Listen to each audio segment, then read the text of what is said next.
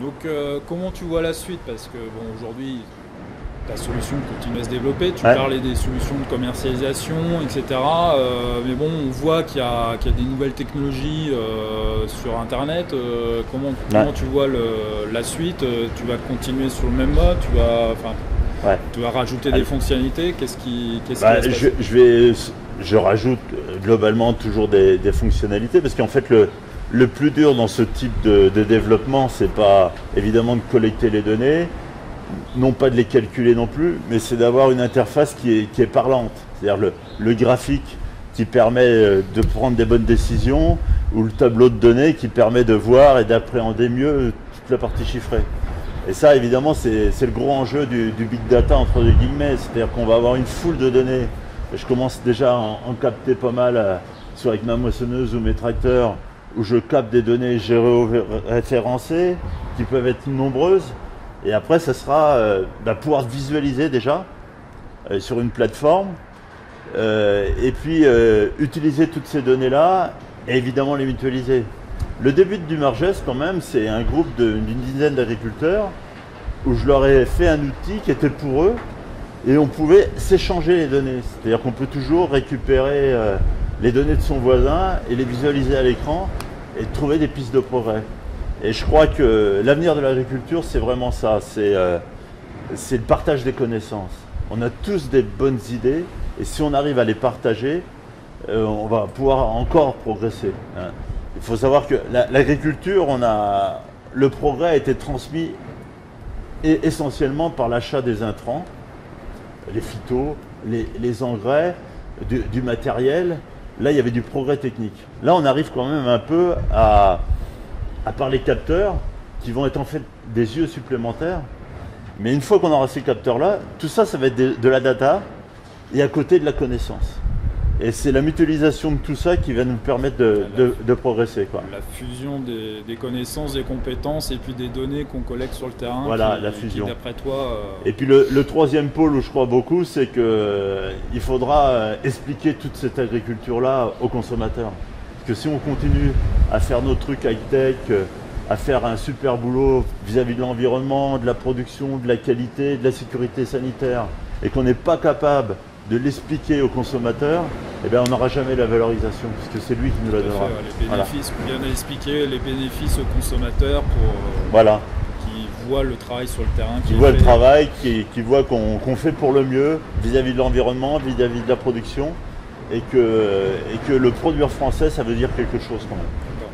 Donc aspect collectif des agriculteurs qui travaillent ensemble, qui avancent ensemble, ça c'est vrai que c'est important, c'est ce qui a fait pas mal avancer l'agriculture, Ouais. donc qui a initié ton projet, et puis l'aspect consommation des consommateurs, communiquer vers eux Voilà. pour expliquer toutes ces pratiques-là. Alors, bon, on arrive quasiment à la fin. Quel conseil donnerais-tu aux gens qui nous regardent et qui nous écoutent? Bon, ne dis pas surtout que tu faut absolument télécharger ton logiciel. Ah si, il faut au moins le faire une fois quand même. Quel conseil donnerais-tu aujourd'hui? Ça concerne d'ailleurs ton logiciel ou autre chose. C'est de prendre conscience que le numérique quand même rentre très rapidement dans notre métier. Que évidemment on va utiliser de plus en plus Internet, les réseaux sociaux, des outils d'aide à la décision, des outils aussi qui seront capables de stocker toutes les données qu'on sera capable de produire. Tout ça, il faut en avoir conscience, il ne faut pas en avoir peur. Et le gros risque de tout ça, c'est que l'agriculteur ne soit qu'un collecteur et ne soit pas un utilisateur de ces données, hein. S'il est simplement le collecteur, eh bien évidemment, il y aura des gens qui viendront y chercher, y collecter ces informations et ils les utiliseront à leur profit et pas forcément au profit de l'agriculteur qui est propriétaire, entre guillemets, de ces données. Donc il faut arriver à ne pas avoir peur de ce progrès et à l'assimiler, quoi, à l'utiliser au maximum. Donc évidemment, il y aura des formations pour faire ça, mais aussi sans doute des leaders et des experts dans certains créneaux de ces technologies-là qui devront partager et aider les autres agriculteurs utilisaient tout ça. Donc le sens de ton message, ça serait de s'approprier rapidement ces technologies-là, de ne pas en avoir peur, mais aussi d'être conscient qu'il faut absolument se les approprier pour bien les utiliser, en garder la maîtrise. Et bien sûr. Alors comment on fait pour te retrouver? Alors, alors soit on peut venir à côté d'Orléans, mais j'y suis pas souvent, donc c'est peut-être la plus mauvaise Avant, méthode. tu es souvent sous ton train.